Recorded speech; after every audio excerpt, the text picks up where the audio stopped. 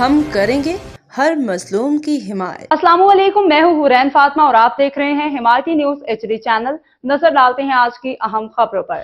سانگھڑ سنجھورو میں نامعلوم مسلح افراد کا حملہ، 70 سالہ تاجر اور اس کا بیٹا شدید زخمی، ملزم فرار۔ زخمیوں کو ہسپتال منتقل کیا گیا ہے۔ زخمیوں کی شناخت اسلام دین شیخ اور وسیم اسلام کے نام سے ہوئی۔ واقعے کے خلاف شہریوں اور تاجروں کا شدید احتجاج، بازار بند کر دیا۔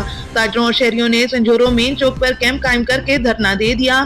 ہم اپنی شاپ پر بیٹھے تھے، اچانک مسلح افراد نے حملہ کر کے میرے 70 سالہ والد اور بھائی کو کلہاڑیوں سے مار کر شدید زخمی کر دیا۔ تاجر واقعے کے بعد DSP سنجھورو اور SHO سنجھورو پہنچ گئے، ملزمان کو گرفتار کرنے کی یقین دہانی۔ پولیس کی یقین دہانی کے باوجود دھرنا ختم نہیں کیا گیا۔ جب تک ملزمان کو گرفتار نہیں کیا جاتا، احتجاجی دھرنا جاری رہے گا۔